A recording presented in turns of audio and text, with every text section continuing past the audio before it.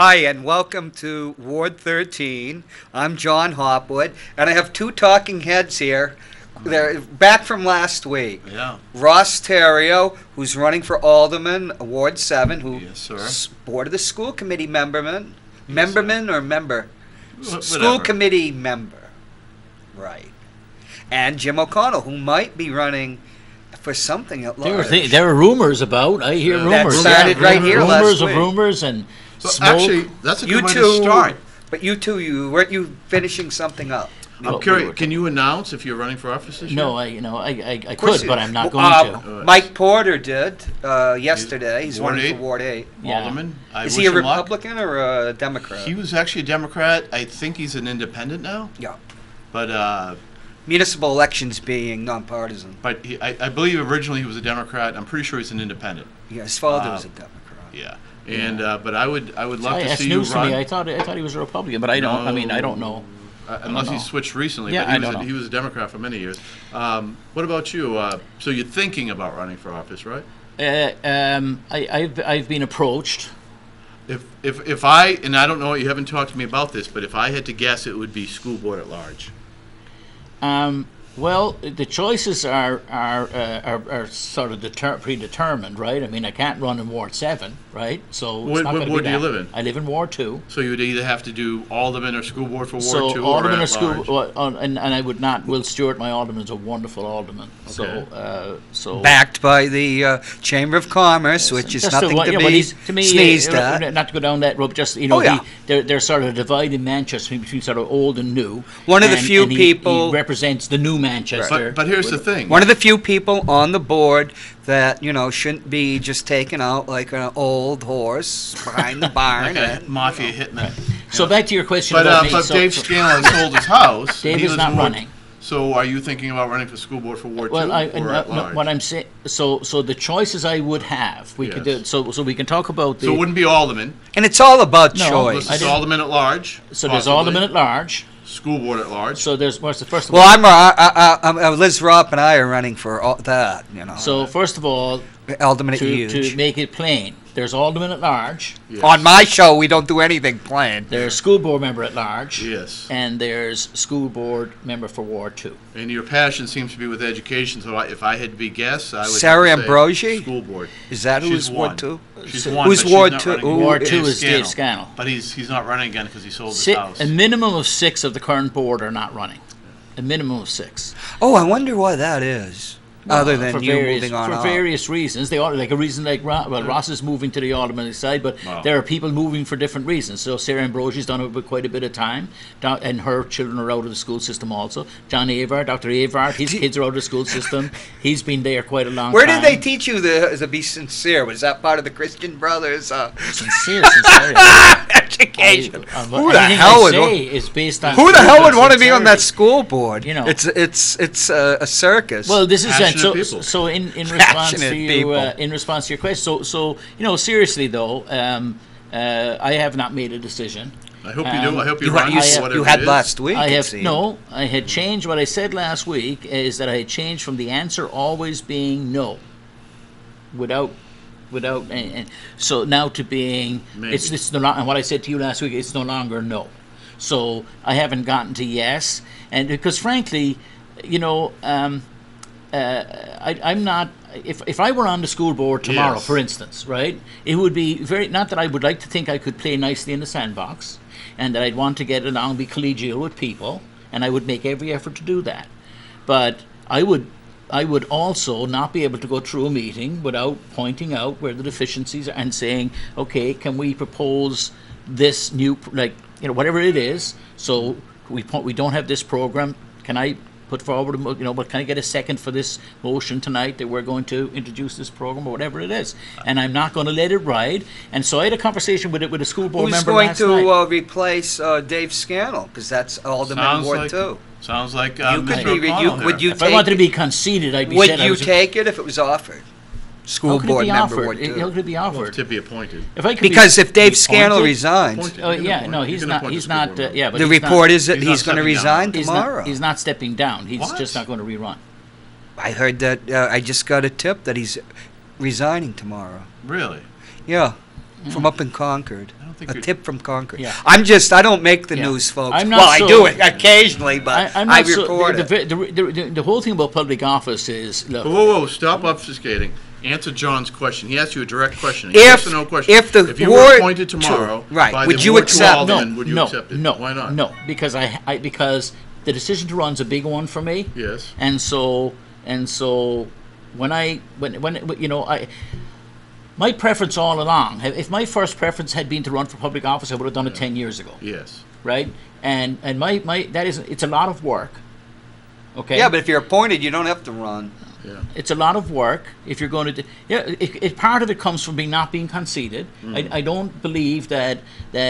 If So you're saying that you're modest, You're saying that I am. Ross and you have a lot to be Terrio's. modest about. yes, You're saying Ross Wonderful Terrier's an Churchillian. egotist. That was Churchill, right? conceited. It's a modest little man with a lot to be modest about. No, but look. The other thing is that I really like the idea of new blood and young people, especially. But you're coming new in. blood. But I'm not young people, No, right? that- You look young. my- I don't, you're, my you know, you last- look much young. You don't look like a sexagenarian. A Sex spot, a sexy baby. what? A sexagenarian. The last of my Sex 4 children spot. is a junior. Will be a senior next year. Oh, right? The kids the same age. So yeah, It's time to run. Time to be on the school board, Jim. So the only difference the big change for me has gone from I don't mean to be conceited now, but I've been asked numerous times, and I've been put it strongly encouraged and even cajoled and pushed. Isn't it cajoled? And cajoled, Yeah. whichever you like. But I'm I Gaelic like the accent, jowled yeah. part. You so know, in as we any get older. case, that's as far as I've Irish gotten, accent. and I'm talking with people, and I've got kids away in college who'll be home in a couple of weeks, and there'll be plenty of time for kitchen table So, conversations. if I pitched a 10 over in Ward 2, could they put me on the board? Yeah. You know, just for old times' sake. Yeah. So What's well, I the hope you're residence right. requirement? Well, it would be. I thought it was like a year, but I could be wrong. A year? You don't even need that to vote. Pull it up on your phone. I don't want. I've used the chart. I talked to somebody, a school board member last night, who was What's after going that meeting, and they were talking about, look, they were like Mayor Craig and Mayor Craig, she could have supported the tax cap be put on the charter, and she could have said, look, the school our pupil teacher ratios are wrong. We need to hire 100 teachers or whatever the number is, and she could go for it, and then she'd be a one-term mayor, and what we do then? Yeah. You know what my response was? And I like Mayor Craig. My response last night, and it was the umpteenth time I've said it, what's wrong with that? I have no problem being a one-term person. You mean like Jimmy Carter? I used the analogy last night, and I know people don't like, they consider it emotional perhaps, and but I've used the analogy many times of Dickens's more soup, and I've said that having our current boards in Manchester, I'm sure there were very wonderful people in Victorian England, in this imagining Victorian England, who wore nice bowler hats, and they were in charge of managing the poorhouses. And there were wonderful arguments could be made. It's likely that they were church-going people, and when they said, we have to reduce the number of carrots in the vegetable stew, there were wonderful pragmatic arguments about why we couldn't afford more carrots. The point I made last night was I made a comparison to segregation in the South. What happened last night? Here in Manchester. Oh, the board met Here over in the Manchester. budget. Here in Manchester, we spend less on our students than anybody else in the state. Right? We clearly have a very needy population. We're not doing right by our citizens and by our people. It's everybody knows that. All 14 members and the mayor of this board and the last board, they all know that. And So why aren't you on the board as an advocate? And the answer I'm giving is there's no point in proposing those things because they're going to get shot down. And they name some names of people who were going to be very conservative on the board and said, we're just going to be outnumbered. There's no point in proposing the things that aren't going to happen. But I said, for one, I'll just call them out, not in an attacking sense, but I'll call it out. You, sir, and madam, we're here in the school board together. We should all recognize that we spend less on our students than anybody else. It's more than a damn shame. It is not the only people who could fix it we could start with the 14 of us. We'd have to convince 10 of the 14 aldermen to do it. Yeah, but you have to convince the 14 first, and that's not going on. My point, John, is this: I am never going to. You've had 3, and you're past. I could go to my grave tomorrow. I hope not, but I will not go to my grave having been a public representative with the ability to vote on a topic like this, who never actually took the vote to put the extra carrot in the gruel for Oliver Twist, or to give the kids the education that they deserve. And if I'd been serving on the board in Selma, Alabama, or if I'd been down in Jackson, Mississippi, or if I'd been in Little Rock, Arkansas in 1964, and the board was saying, you know what, it's terrible about how the buses are segregated, but you know where the colored people, the black people used to have to get on the bus. That was 1950s. We can't do anything about it because we get voted down, and it's, you know, there's only 4 of us on the board, and there's 14.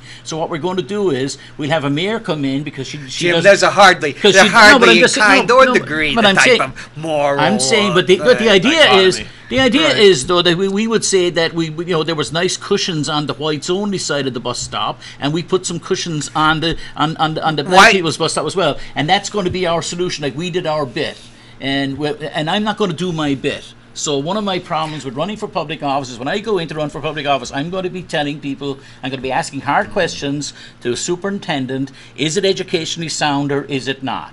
Is it what we're doing to our special education kids? Are we giving them what they need or not? Do we have the speech pathologists that we actually need? Right? Are we meeting? How many cases have we lost in the last 12 months of people, of special people who've threatened cases against us for special ed, etc. So at what point are we going? And as a board, maybe all 14 of us, maybe the 14 of us are the ones who have to get the burning torches and go marching into City Hall to a board meeting. And maybe then, maybe then we could get all 28 you are in City with Hall. a mayor, 29, and maybe the 29 public representatives from Manchester could march up to Concord. And when we have somebody wearing a yellow scarf saying, I'm going to vote money away from the kids of Manchester and give it out to some private voucherization, the 29 school board members who aren't the person with the yellow scarf could say, no, you're not. You know how bad the situation is in Manchester, and you're going to vote to take money away? So the politicians represent the people that vote them in. Yes. This is a city that doesn't care. Yes. I've been on like the site for progressives, a Kathy Staub's site, who was a progressive. Mm-hmm. They don't do anything. And when I said something, why aren't you out there helping the teachers? She says, oh, why aren't they out there helping a cop-out? Well, this whole city's about cop-outs. You're talking about some Alabama. Why don't we have a human rights commission? I've talked with that about people. No. I've gone to sermons at the liberal churches and the minister going on and on. Don't do anything about it. John, there's a new Manchester. So maybe you should be on the board. There is a new Manchester. There are lots of wonderful young people. Where are they? Why don't they speak up? When Dave Scannell was being attacked by not the most unprincipled person I've ever met, but one that comes close, where was everybody, Jim? Where were they? Yeah, I got a call. Says, where are you? Why aren't you down here at the school? At the school committee? So I had to throw something on and make one of my impromptu speeches. Is that one of the ones where you said something to me and I went in the other room and wrote a zinger on you? Yeah, you did an attack on me. Or was that the one before? No, I don't know. But I actually. I have thick skin, so I didn't mind that. Oh well, it was for fun. It didn't seem like it. You seemed pretty angry in that.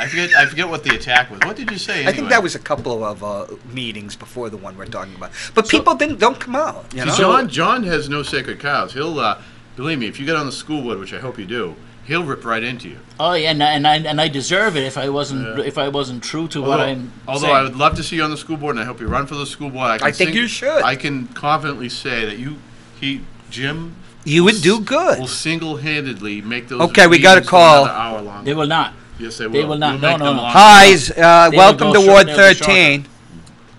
I don't believe that. Are you there, caller? Yes, I am. It's funny you mentioned Dave Scannell.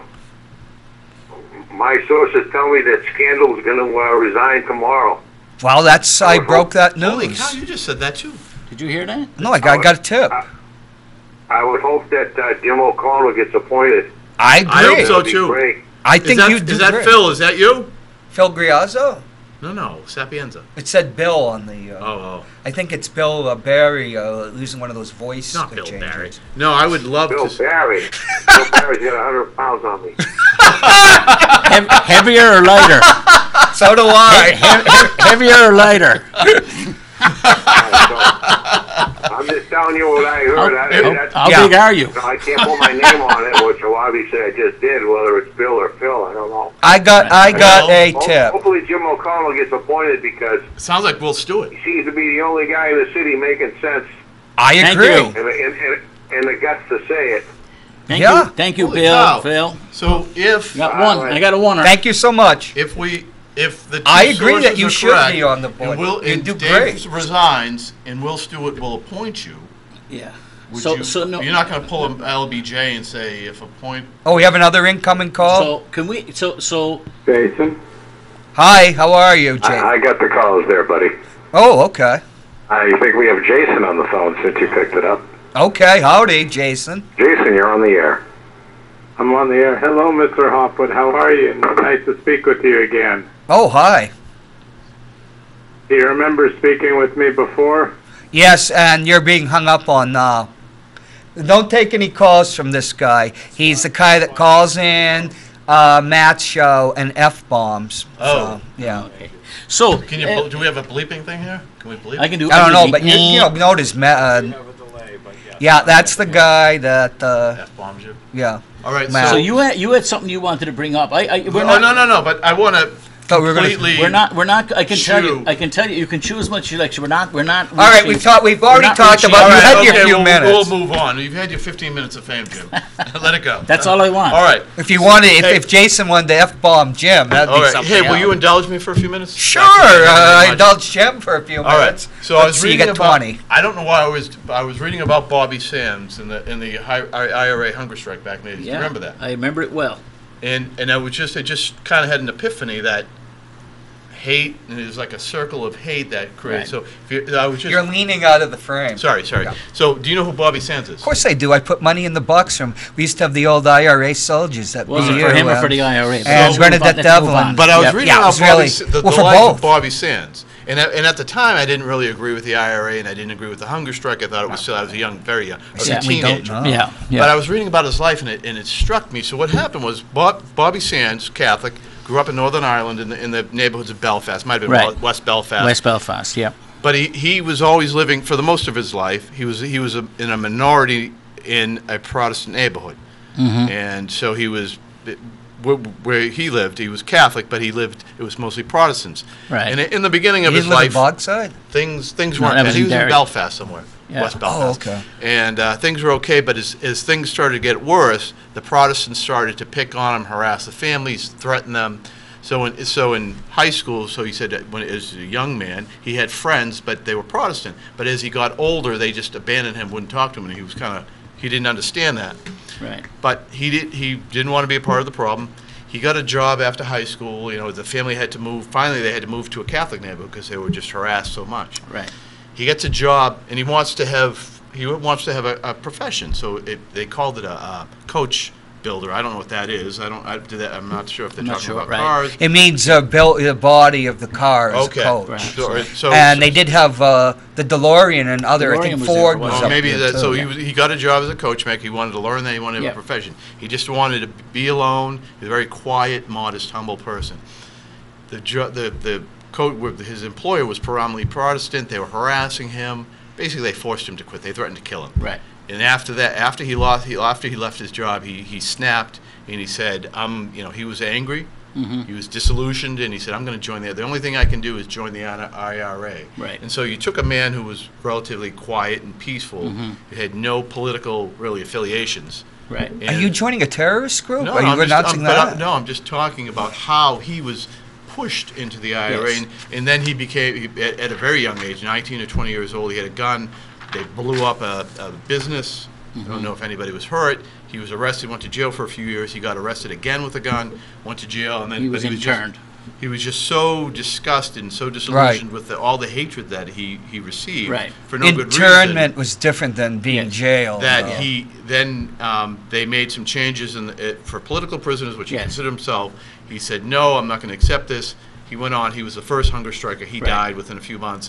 I believe 50 8 or 9 days. others died Right, after right, him. right. But it's just that cycle of, if people had just left him alone, Right. if they, Well, leave the guy alone, he would have been fine. But so- because of all so- the hatred and prejudice, he So just once snapped. you take people's political freedom away, when you remove the ability to make change peacefully. Right. One of the most enlightening things. Because what happened in '69? Jim, right. People that were inspired by Martin Luther King. The only country or part of a country in all of Western Europe by 1969 that didn't have universal suffrage, one man, one vote. Oh, Stormont was awful. Was Northern Ireland. Yeah. So they didn't have a vote. They didn't have the franchise. No one man, one vote. No, because he was elected to the House of the British Parliament. Yeah. After that had changed. After he was in prison. After that had changed. See, there was a parliament in Stormont that got. Ulster had its own parliament. They got suspended. Right. So but Northern Ireland was still part of it. Oh yeah, Bernadette Devlin was still is today, and he was voted into office. He was in Britain. He was subsequently. Never actually sat in a seat. But they were violent. That people, Catholics marching and advocating for equal rights, were violently oppressed and killed. So the B specials, who were the paramilitary police, there was the police, and then the only place in Britain where there were paramilitary police were the B specials, and they were disbanded later after the British Army came in 1970, 71. But the B specials, the marches, the civil rights movement began in Northern Ireland with some very basic demands. One was one man, one vote, and so you had, for instance, the wonderful example is the city of Derry, second largest city. Derry, called Londonderry by the British. Derry is the second largest city in Northern Ireland, and the majority population in Derry is Catholic nationalist. It was put into the rump of Ulster. So they put two Catholic areas in there to make it viable, some of the agricultural land and stuff. So when they drew the arbitrary border around the six counties of Ireland, and then they included 3 counties as sort of a buffer zone, 3 counties that had majority Catholic nationalists in them, to make this viable 6-county state. And so the new state, as it was created, the border that was created, ended up being 60% Protestant loyalist and 40% Irish Catholic nationalist. So from the very beginning, this is an unstable situation. You see it happen over and over around the world. So what happens when minorities are so narrowly divided? It became the 60% of the people in Northern Ireland who were Protestant loyalists. They were living on an island with 5 million Catholics on it, or 4.5 million Catholics. So they were a minority on the island, but they happened to be a thin majority in their new artificially created, but supported by Britain and Northern Ireland. And from the very beginning, the 3 counties with majority nationalist population, they were like, why can't we leave and join the Republic and set up our own country like everybody else did? Well, and of course there became major arguments in the Irish Republic about why that line was drawn and why was it agreed to. But pragmatism, and it's a line that's still hexing, vexing people even now. And Brexit's right in the middle of that today. Yeah. So Bobby Sands and people like him jump through a lot of stuff. Bobby Sands and people like, he would see himself as, he was somebody who was fighting for civil rights. And because when they were up, there was an occasion came actually where the B specials were violently suppressing. They wouldn't allow marches. You couldn't get a permit to march. So you haven't had a job in 50 years. Your son has never had a job, and your grandsons are not going to have a job. The 2 largest industries in Northern Ireland, paid for out of British taxpayer money, were Harland and Wolff in Belfast.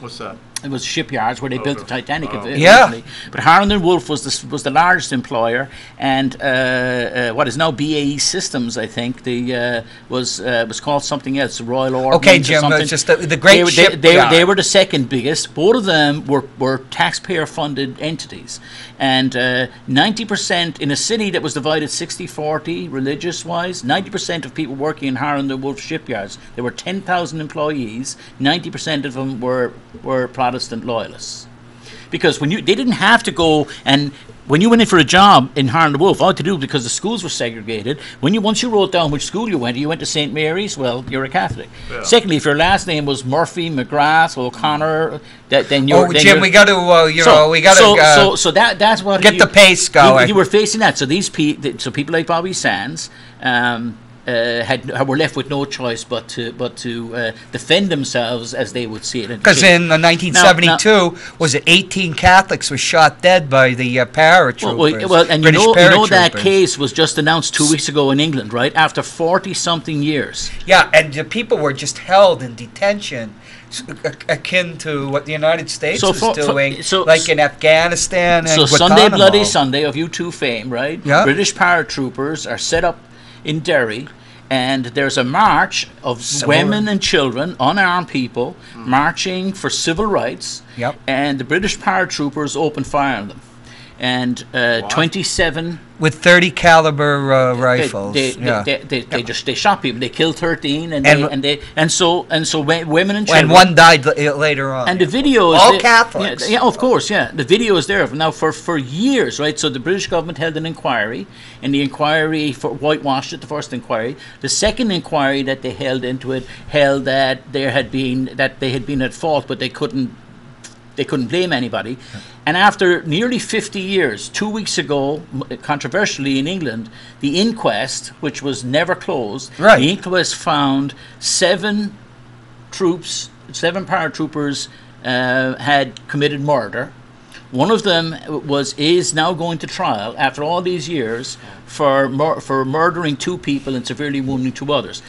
The others are not being charged because the Director of Public Prosecutions didn't have enough evidence, even though they believed they were guilty. That they could it wasn't chain. They just didn't have enough evidence against them that they could, on a court of law, convicting them. Even so, right, you don't go with a. So now, just to bring it into perspective. So but also, Jim, the SAS was in Northern Ireland and in the Republic, assassinating people. They had snipers. Of course, they got caught on the other side of the border. So what people don't understand, one thing leads to another, right? When the injustice is allowed to, the British government. This is a lesson that America ought to learn. The British government put 120,000 troops into an area smaller than Rhode Island. And with 120,000 troops on the ground permanently, with tanks and guns and intelligence and helicopters and satellites and AWACS and every all the listening devices that they had, they couldn't keep a people in subservience. Jesus, because they just... And what they didn't understand ever was that they needed to fix the base injustice, So, and of course, every time Maggie Thatcher, who was an idiot with regard to this, because we could talk about her positives because she certainly had some, but let's not. I'm a big fan of her. I was a big fan of hers. I lived in England while she was Prime Minister, and then I left because of her, pretty much. But that's a whole other story. But Maggie Thatcher's was an eye for an eye, a tooth for a tooth. You shoot one of us, I'll shoot 4 of you. Well. This doesn't get you anywhere. So there are people over in Gibraltar, the Gibraltar 3, who get shot in Gibraltar. Right. And the coup they're shot by people in plain clothes. They're shot in Gibraltar. Now it turns out they were members of the IRA, but they should have been arrested. They weren't arrested. They were shot in cold blood, in the daylight, on the streets. Let's be fair, is the IRA had, I forget the provisional IRA, had sniper teams throughout Northern Ireland murdering. Well, Ross. For instance, after Bob Ross died during the funeral, 2 undercover policemen were murdered. Why are you talking about Bobby Sands and not Manchester? And it's true. No, we love to talk. We were going to talk about homeless. I'm glad you brought that up because I have to say this because you don't want to address the issue of the homeless. We told the people we were going to talk about it. I think this is important because I've talked about the IRA for a while, and I was not an IRA sympathizer then, and I'm not an IRA sympathizer today. You're absolutely right. So I was talking about the wrong on the one that's less understood, that a government can be wrong, that a government will lie through its teeth to you, that a government will hold an inquiry and issue a report that is 100% false and hand it out. Just on the Gibraltar thing as an example, it turns out that when they were executing these people in Gibraltar, they shot them, and then they walked over, and the evidence was given that they walked over, people were lying on the pavement, and with a handgun, they shot them through the head in the coup de grace, right? Yes. So this woman in Gibraltar, who was, by the way, a British citizen, because she's in Gibraltar, happened to witness this. British subject, and she was brave enough to give an interview to the British newspapers. You can go look this up. The day after the Gibraltar 3 were executed on the streets by extracurricular troops, right? Plainclothes people without IDs.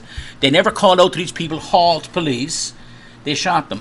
That woman, well, that's violence. That begets woman was violence. maligned on the British press. The British press, she came out and spoke, and the following days they made up a whole resume for her that she was a prostitute, that she was a known anti-British subject. It was all lies. It was entirely made up in the newsroom of the Sun and Times newspaper in London, which were pro-government rags, really. Yeah. And you want to talk about the Stasi and the IRA? I think what's important is that violence begets oppression begets violence, and violence begets violence. And so we should protect our political speech, our freedom of speech, our diversity of speech, and our tolerance for all opinion. That's what's important today as in America and in the world. On to Manchester, Ross. I'll just say what one person told me at the time. It got so bad, like your 12-year-old daughter goes down, there's a knock on the door, and somebody blows her head off with a shotgun. It's just random. But I don't think there was any 12-year-old random violence. Like in a place like that, no, not a 12-year-old, but people are shot. Just you know. But it's when it's things very go crazy. when people can't forgive themselves today in America, like let's say like sort of Trump and non-Trump people or whatever it might be, and people get very angry and they argue with each other in bars and restaurants and stuff. How do you think you feel if your uncle had been killed by if you're the son of a Manchester police officer, and one of your dad's buddies had been killed by one of your sons or cousins, and I know it?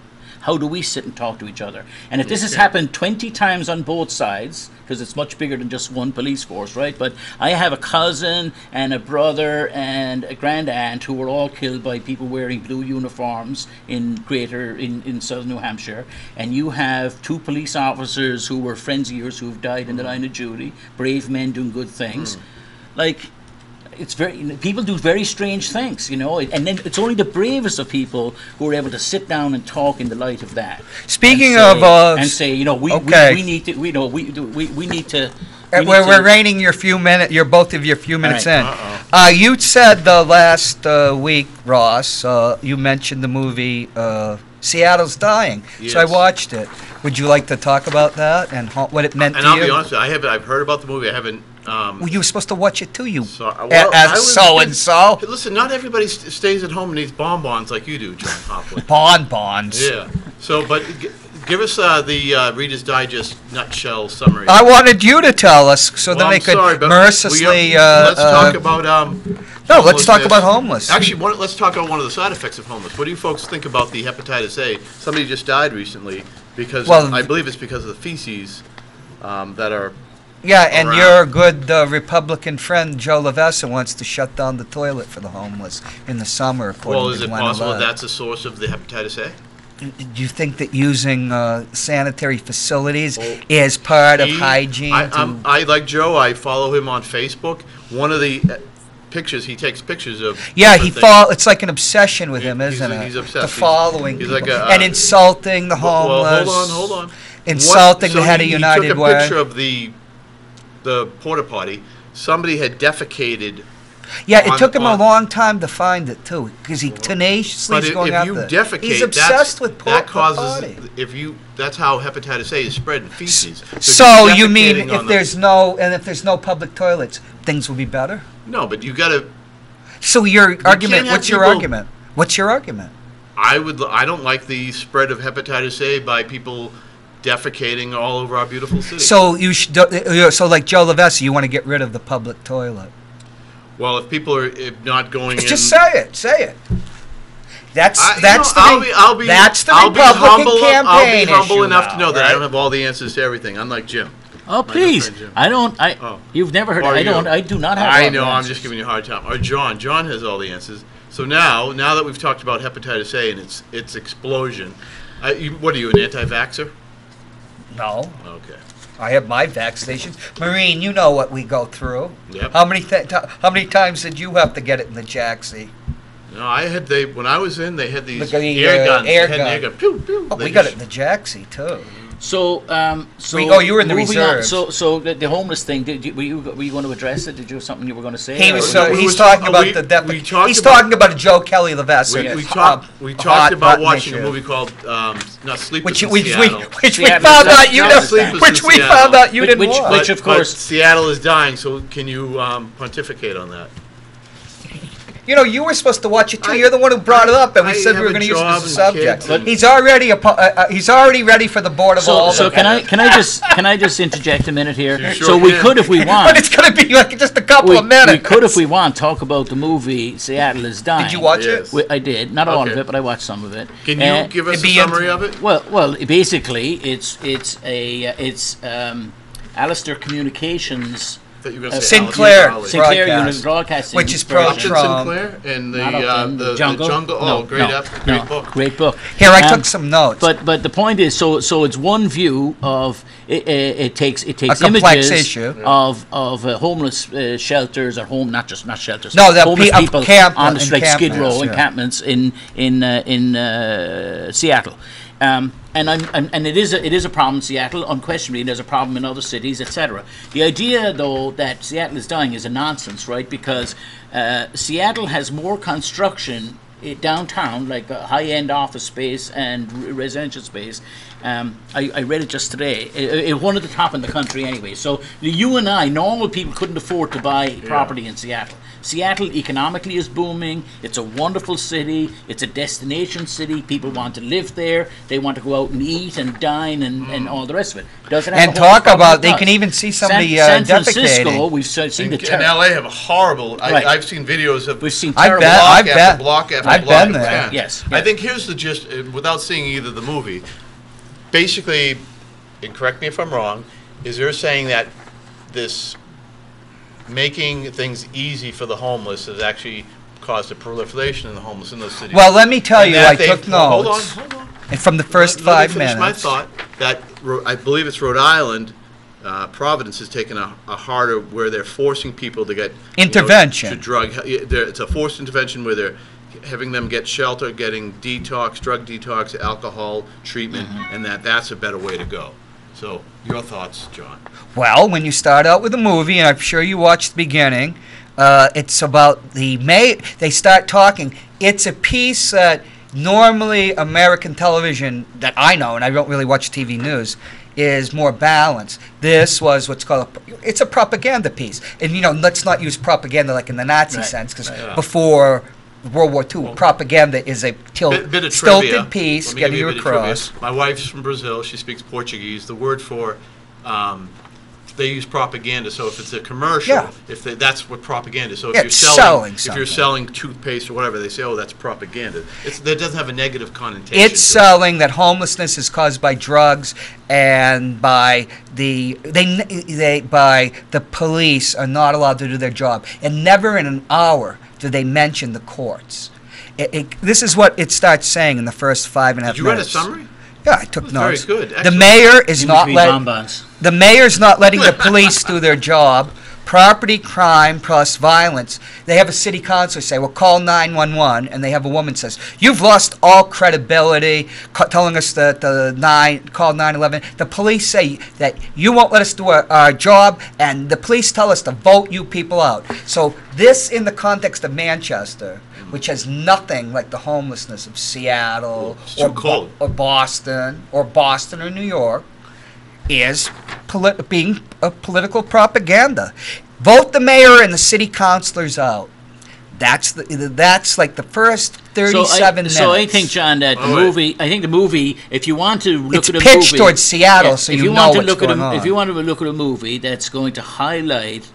And the movie is part of a series of an expose of 3 pieces. Can I watch right? Oh, there is 3? There are 3. This is the third of 3. Oh, it's a trilogy. Yeah, well, the third part. So the first part is, it deals with different issues in Seattle, and this is the third of the 3. Sort of, it comes to the cause of the cause. Oh, so of it. I'm just it's because it's. Yeah. I was thinking you'd have to know like the political situation Right, so because there's a lot of shorthand. It deals with sort of. So this is the summation. I know if it's a hit piece, maybe it is. Some people say it is. That's The last 20 minutes were but interesting. the point. But I mean, if the objective of if your show here and of our conversation is to talk about homelessness and how to deal with it in the city of Manchester, I don't think doesn't help. I don't think the movie Seattle is Dying helps, because at its face it's patently untrue in the sense that Seattle is absolutely not dying. Maybe they're talking about the quality of life. That's kind of the metaphor. Or the middle class is gone, and now it's kind of like a tale of two cities. But none of that is true. Where you have the very wealthy. But you know, if you the people, and it's less true today than it was 10 years ago. People would say places like Detroit. You talk about Louisville, Kentucky. You know, where there's been white flight and you know, and abandoned properties and all that. None of this is true of Seattle. Seattle doesn't have neighborhoods that people have left and are boarded up. Property is so expensive. Right. San Francisco has a problem similar to Seattle's. And I've lived in San Francisco. San Francisco's horrible. The homelessness was bad 15 years but ago. No, it was back in the 90s. But San Francisco has the most expensive property in the country, probably. Yeah. Right? So, and it has, so it's very different from that image. But it doesn't... Yeah. My concern is there are those who want to... What I don't like about the conversation in Manchester today is people who want to malign the homeless. And malign the Mayor and they want to marginalize them. They're not coming at it from a place of let's help these. Many of these people are veterans, not all of them, because some of them are whatever the word bum describes. It's true. Some of them are just probably you could call them bums. In the Veterans Administration, I was up there with the director and said that the significant part of the population are veterans. So I don't know because I'm not educated in this matter, but it seems to me that there are people who are legitimately the word legitimate is probably wrong, but there are people who are homeless, who have got mental health issues, or have got issues of substance abuse, or have got economic, bad times. They're probably the easiest ones to deal with. And they weren't really people who've fallen on bad times. Yeah. Social safety net. So, and I would agree with you that if you did a Venn diagram, a lot of the people who are homeless also have drug and alcohol and mental health problems, whereas a smaller segment are probably just I can't couch surf anymore. It's just economic. I was injured. I couldn't work. I was a day laborer, and now that's probably a small segment. And you only have to look when people talk about they should work, and it really bothers me because when you look at some of these people, I was down today. I picked when you start out the movie, you're looking at one person that's clearly like schizophrenic or homeless. I was down at a facility in Massachusetts 4 or 5 hours ago today, picking up a young man who's probably 13 years old. And there were probably 100 minibuses and minivans of various kinds picking up kids and these kids have got significant traumas of various kinds. So they're all across the spectrum of damaged in various ways. Some of these kids, the wonderful work that's being done, it means that some of these kids are going to be able to lead a productive life and they'll find a place in society, and they may have to be in some kind of protective environment, but they'll be able to get jobs and they'll have a quality of life. There are some kids who are so severely incapable, for want of a word, right, that they're just not. Hopefully none of them ever ends up on the street, but they easily. But they could, because they're not. There are many homeless kids on the street. They've got mental health issues already and things, right? So we don't. This state doesn't exactly have the best youth services. Shouting at them and calling them names and giving them, wouldn't be helpful in any way, right? I think we need to be more compassionate as a society. I do. There is, to be truthful though.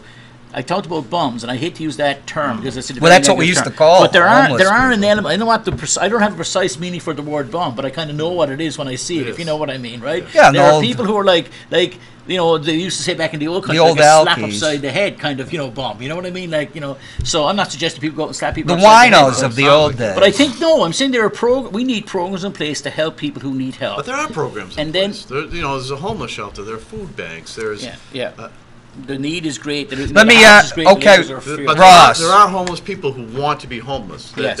Well, they come across that they use a street person, and the police say that 100% of the homeless are drug addicts or have drug problems, and Seattle isn't fixing it because this liberal city council and mayor won't let them. And so I'm going to ask you, Ross. Sure. This is what they say, and they're very critical of what the city attorney of Seattle said. We can't arrest our way out of this. What do you think of that statement? You can't, but I was actually thinking about because that was Nick Willard told us the same thing. You former can't arrest chief of way police, out, but here's the thing. And now the U.S. Marshal. So was Nick Willard full of hooey? No, he's because was he full of feces? Because that's exactly what Seattle is dying. Attacks that mentality. But here's the thing. I was just thinking about this the other night. You were. You can't arrest your way out of it you can't arrest somebody just for being sitting on a sidewalk or begging for change. But when people are pulling down their pants and urinating or defecating, those people should be arrested. Right. I've never seen that. Right. Well, you need to become friends with Joe Kelly Lavasser on his Facebook page. You mean- There's a guy with his pants down urinating on the side of a building in broad daylight. You mean the guy And who... strangely the guy enough, who, according that to- man has a strong resemblance to John Hopwood. So Glenn tells me that Joe is obsessive The People's about Mayor? this, and continually is going down there with the camera to try to find somebody. Do you He think is if you finding find... people. Yeah, and if you kept looking and There was looking- somebody recently who took a photograph of somebody who was a diabetic who went into diabetic shock or whatever on Was Elm that the Street. one? And I don't Lavasser wanna- said... all I know is a photograph was put up on Facebook of somebody who had collapsed on Elm Street, who was not a bum, who was in diabetic shock, and they put it up on Facebook in Manchester, laughing and joking about it and look at the state of our city. Is that the one where Lavasser said I don't know. this was a I'm just drug saying- addict I'm and just- the person that had the fireman that was supposed to go over the to the West Side idea Fire that people are didn't go? making political capital out of this is Right. reprehensible, right? This is not. It is not. No, if people have a solution, by all means, let's hear the solution. Now, People are angry and pissed off, and it's not. It maybe 5 years ago when this was less of a problem. Right. But people are at the boiling point, I think. But you know what? And I understand that. But I got to tell you something. I've listened to people say. I heard somebody sitting in this room on TV a few weeks ago saying that they don't come down to do the program here at Manchester on Elm Street at nighttime anymore unless they're packing. Yeah. Patted the pants like this. Yeah. I don't come unless I'm packing. Oh, I wouldn't. These are public figures. And public representatives, but people public that live in figures a in Manchester, dollhouse. right? We're saying that, now, I was here tonight and I'm walking out of here tonight and I don't know who's waiting for me when I go outside and I don't care who's waiting for me to go outside. I'm going, and if I feel like going down to Picola's, to Johnny's and have a bite to eat, I'll do it. And there are people coming from What all about over New Hampshire. Alcoholic beverage. I might have that too. But, you know, I can go down, I'll go down to the Shashkeen or I'll go to Panucci's. I have no problem walking around Elm Street any night of the week. And I allow my kids to come down here. If they're coming down to Ben and Jerry's, they come down. I don't know who and I hate, don't be attacking people, but the cowards who are claiming that Manchester Elm Street is unsafe. All you have to do is walk by the restaurant after restaurant after restaurant any night of the week that is full with people laughing, having fun, joking, having a good time, people getting in and out of their Ubers, cars departing from here all over the surrounding towns. Now, that isn't to negate the fact that we've That's got an issue with... anecdotal. You're not looking at police stats, but No, it's not anecdotal. I mean, the What's fact your is, personal view? the fact. There are no restaurants. The restaurants are booming in Manchester. Business is booming in Manchester. You know, we've got the flats opened. We've got the Ted Hebert Music Building opening. We've got the Racks Building opening. We've got Mr. Benny's apartments all full and opening. This is not anecdotal. This is straight up math and economics. So is Manchester dying, Ross? People aren't investing millions. How does the city? That's what there seems to be a certain political faction making political hay. People out of are homelessness, investing saying millions. it is People are dying. investing millions on Elm Street. So now let's stop with the finger pointing and say, hang on. So now we have a somebody problem. just bought the old Amaskeg building for a fortune from The old Sears building Bill Binney. there's never been a time in Manchester where there's been more construction going on than there is today. There still should be 10 times more. But we have a problem, like many Maybe the homelessness is... like many cities have. Like many cities have, we have a problem. We do not have a problem to the extent that people are making it out to be. I do not feel uncomfortable. I'll walk with you right now down Elm Street. I have felt uncomfortable at least 3 times. Why? And because people were very aggressive in me. I had to go like into New York mode and just The other thing is, go. but they backed up. You're a man. I've heard complaints from women on social media. I don't want to go down to Elm Street anymore as a woman. Because, for instance, there were some college girls walking down Elm Street the other night. Two bums sexually harassed them. Oh, yeah, I saw a guy yelling the other night. Yeah. But I'm going to tell you something. My good friend, who I went to high school with, because she was from Bedford, and she lives out on the coast. When her son was going to go to art school, this was 10 years ago. She used to love Manchester, but she decided he'd be better off going to Portland, Maine, because she thought there was too much crime down here 10 years ago. Nonsense. 10 years ago. To her, living out I have 2 daughters on the coast. Yeah, I have. That's her perception. I have 2 daughters. So this isn't new. I have 2 daughters at college up in Syracuse, in New York right now, and they go out at nighttime. and they go to restaurants, and they go downtown. You know what they have in downtown Syracuse? Manchester is probably looks like it was bombed. Well, yeah, Syracuse isn't especially beautiful downtown. They've got people standing on street corners panhandling. They've got people sitting in doorways. My beautiful daughters go out, they go out with their friends, and they go out, those students go out. The kids who were up at St. Anselm's, if you were an Uber driver in Manchester, you could make money just driving St. Anselm kids up and down to Elm Street every night of the week. If you go in and out of Snoo, bringing kids from Snoo in and out to Elm Street, go from the farm to go all the way right down to Murphy's Tap Room, all of those restaurants and bars are working every single night. Now, the little old white guys carrying their guns who are pooping their pantses and afraid to go out at night and spreading hepatitis.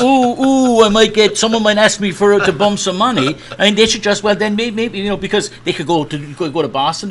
Go down to Brockton some night and see what happens. Go down to the North End in Boston, see what happens. Go down to Malden and see what happens. Go to Medford and see what happens. Well, Jim, we have these people just haven't lived very much. We only got 5 minutes. That we shouldn't, as a city, do something about the homeless problem, the problem of people sleeping and hanging out on Elm Street, and if they're defecating and urinating. I agree 100%.